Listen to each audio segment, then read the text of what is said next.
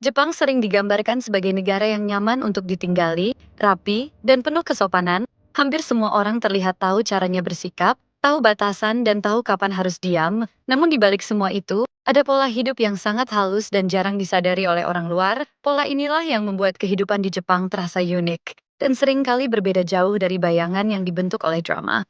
Dan sebelum kita lanjut lebih jauh membahas sisi kehidupan nyata di Jepang yang jarang sekali ditampilkan layar, pastikan kamu sudah subscribe, like, komentar, dan share video ini. Karena di channel ini kita bukan cuma membahas apa yang terlihat di permukaan, tapi juga hal-hal kecil yang sering luput. Padahal justru paling terasa saat kamu benar-benar hidup di dalamnya.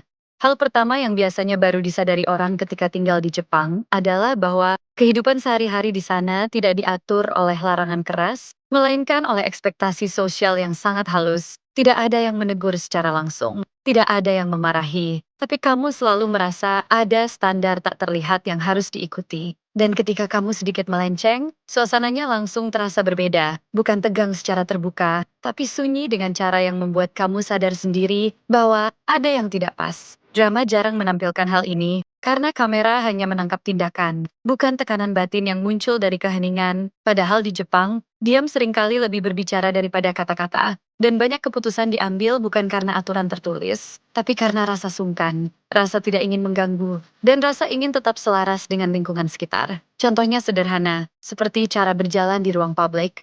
Orang-orang terlihat santai, tapi sebenarnya sangat sadar posisi, tahu sisi mana yang harus digunakan, tahu kapan harus mempercepat langkah, tahu kapan harus berhenti tanpa menghalangi orang lain. Ini bukan hasil dari instruksi formal, tapi kebiasaan yang dibentuk sejak kecil. Dan bagi orang luar, ini sering terasa melelahkan karena harus terus membaca situasi tanpa panduan yang jelas. Hal lain yang jarang diperlihatkan drama adalah bagaimana orang Jepang sangat menjaga jarak emosional di awal hubungan. Baik itu pertemanan, rekan kerja, bahkan tetangga. Di layar, hubungan sering terasa cepat akrab, penuh percakapan mendalam dan konflik yang langsung dibicarakan. Tapi di kehidupan nyata, proses mendekat itu berjalan pelan, sangat pelan, dan penuh kehati-hatian. Kamu bisa bekerja bertahun-tahun dengan seseorang tanpa pernah tahu masalah pribadinya. Bukan karena tidak peduli, tapi karena privasi. Dianggap sebagai bentuk penghormatan. Mencampuri urusan pribadi tanpa izin. Sering dianggap tidak sopan. Sehingga banyak hal disimpan sendiri. Dan kedekatan justru dibangun lewat konsistensi. Bukan lewat curhat panjang atau ekspresi emosional yang terbuka. Dalam dunia kerja, ini terasa lebih kuat lagi. Drama sering menampilkan kantor Jepang sebagai tempat yang disiplin tapi hangat, penuh semangat tim,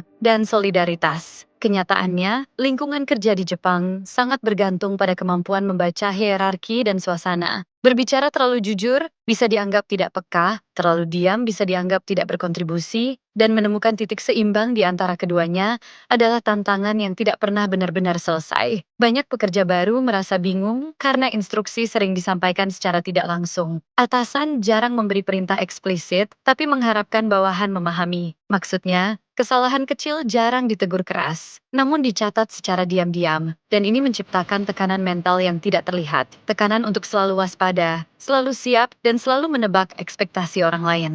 Drama juga jarang menunjukkan bagaimana konsep kerja keras di Jepang tidak selalu tentang produktivitas, tapi tentang kehadiran. Bertahan di kantor sampai waktu tertentu, sering dianggap sebagai tanda dedikasi. Meskipun pekerjaan sudah selesai, pulang lebih dulu kadang terasa tidak enak hati. Bukan karena ada larangan, tapi karena ada rasa takut dianggap tidak komitmen. Di sisi lain, kehidupan sosial di Jepang juga punya sisi yang jarang disorot, seperti betapa pentingnya menjaga harmoni dalam kelompok. Perbedaan pendapat sering disampaikan secara sangat halus, bahkan kadang tidak disampaikan sama sekali. Demi menjaga suasana tetap tenang, konflik jarang meledak, tapi sering mengendap. Dan ini membuat hubungan terlihat damai di permukaan, namun kompleks di dalam. Dalam pertemanan, orang Jepang cenderung sangat sopan dan konsisten. Mereka akan tepat waktu, menepati janji, dan menjaga sikap. Tapi ini tidak selalu berarti kedekatan emosional yang dalam. Banyak orang asing merasa kesepian di Jepang bukan karena ditolak, tapi karena sulit menembus lapisan formalitas yang melindungi ruang pribadi masing-masing. Drama sering menggambarkan makan bersama sebagai momen penuh kehangatan dan obrolan panjang. Kenyataannya, makan bersama di Jepang sering berjalan tenang, fokus pada makanan, dengan percakapan seperlunya. Bukan karena suasananya dingin, tapi karena menghargai momen makan itu sendiri.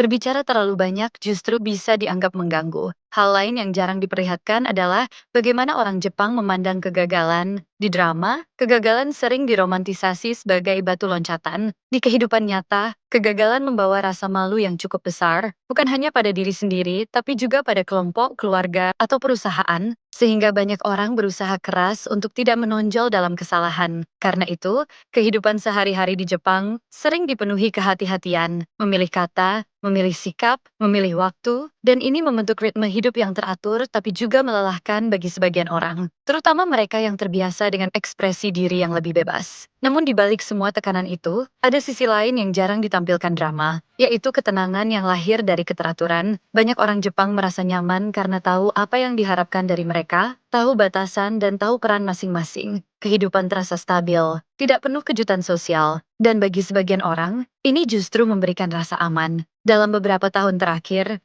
perubahan juga mulai terasa. Generasi muda Jepang perlahan mempertanyakan pola hidup lama. Muncul tren bekerja lebih fleksibel, hidup lebih pelan dan mencari makna di luar pekerjaan. Kafe-kafe sunyi, perjalanan solo, dan hobi pribadi menjadi cara baru untuk bernapas di tengah tekanan sosial yang sudah lama mengakar. Ini menunjukkan bahwa kehidupan di Jepang tidak statis. Ia terus beradaptasi. Namun akar budaya yang kuat membuat perubahan berjalan perlahan. Tidak revolusioner, tapi evolusioner. Satu kebiasaan kecil demi satu kebiasaan kecil. Jika dilihat secara keseluruhan, kehidupan nyata di Jepang yang tidak ditampilkan drama bukanlah kehidupan yang lebih buruk atau lebih baik, melainkan kehidupan yang lebih kompleks, penuh lapisan, dan seringkali tidak bisa dijelaskan dengan satu adegan atau satu dialog. Drama memilih cerita yang mudah dipahami, sementara kehidupan nyata bergerak dalam keheningan, kebiasaan, dan penyesuaian yang terus-menerus. Dan mungkin disitulah letak perbedaannya. Jepang di layar adalah tentang cerita, sementara Jepang dalam kehidupan nyata adalah tentang rasa